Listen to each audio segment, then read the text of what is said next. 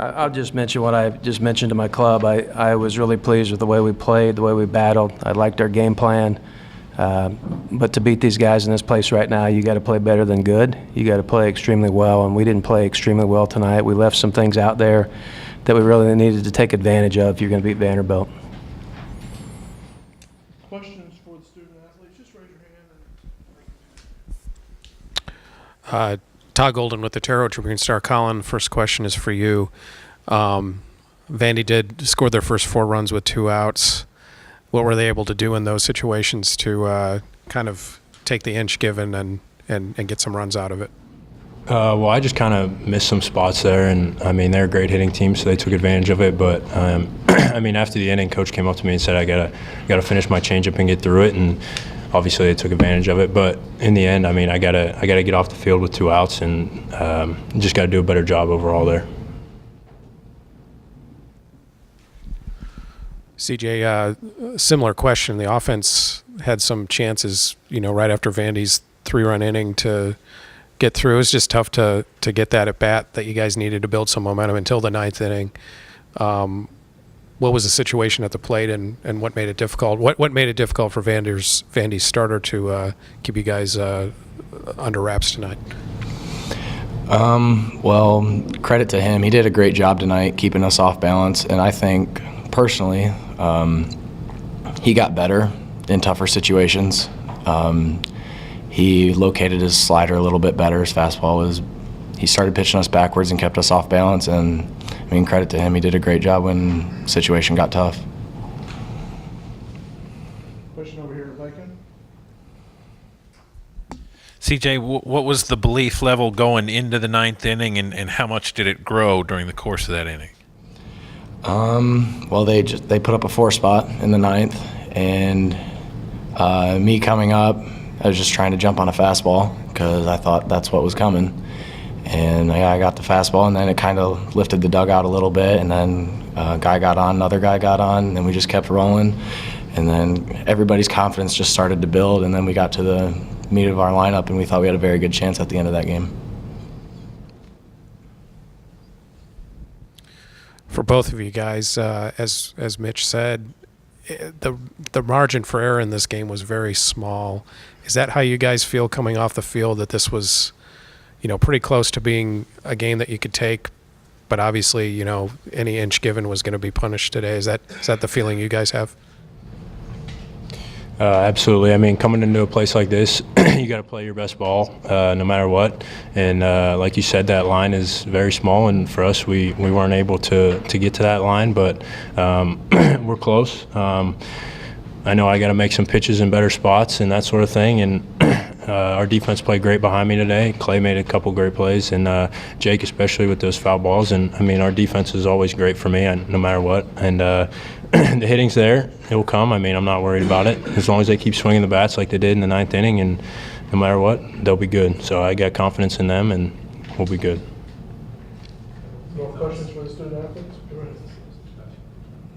Any other questions for the student athletes? Gentlemen, thank you very much.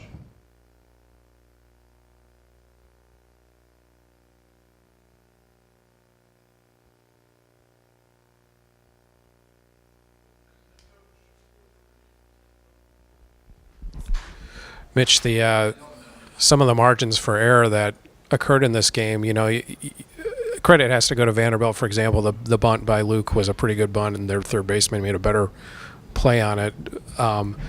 Was it frustrating for the guys to try to get through that, or did they feel like they were close?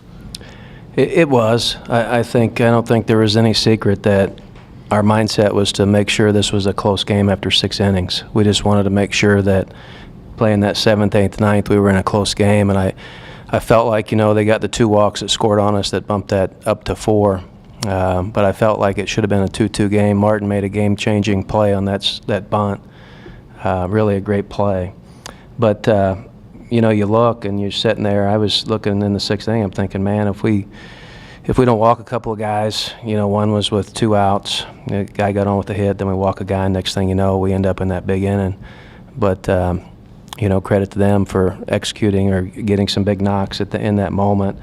And then I felt like, even through the 7th, 8th, I thought we were right there. We had some opportunity. We took a couple chances that, maybe in the 7th if we end up sticking with the bunt, but we felt like if the count went 1-1, we'd get a pitch, kind of a get-it-over pitch, which we got, and we hit it over the third base dugout foul. So we took some chances in the game, knowing we had to, but, give credit to Vanderbilt. Again, on the same theme, Colin was very close to getting out of a couple of those innings. The 3-run inning, the hit by pitch and the one where they added a run. He pitched well, but how frustrating is it to, still be punished for that? Well, I think, their offense just grinds on you. They're very disciplined at the plate. They don't swing at a lot of pitches out of the zone.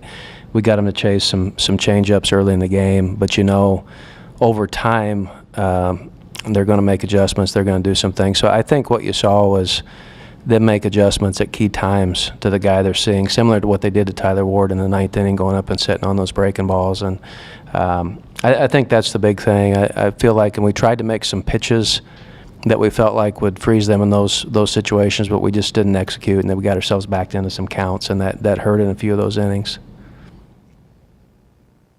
More questions?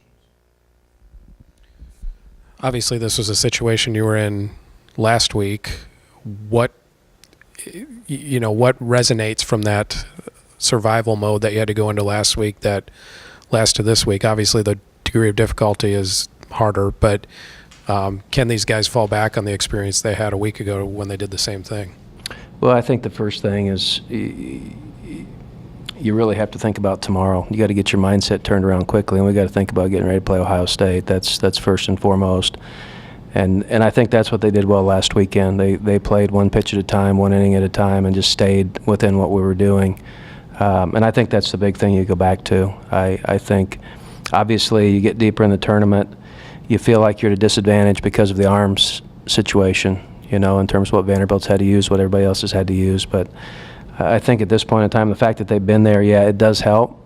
But momentum can be short-lived, obviously, if you don't play well. 2 or 3 more questions. What would your plan be? Do you stick with Tyler to pitch the against Ohio State tomorrow? Or Yeah, we'll throw Whitbread tomorrow. Is it tempting to try to save him? I mean, how tempting is that? Well, there's no saving now. I mean, we got to beat Ohio State first, and that's really, and they swing it well. They've got a pretty good offense as well, so we're going to have to pitch it tomorrow to get through them. So I think that's first and foremost. We'll go with the guys that we feel like we need to win tomorrow and keep piecing it together. And like last week, hope that some guys step up and throw big innings for you.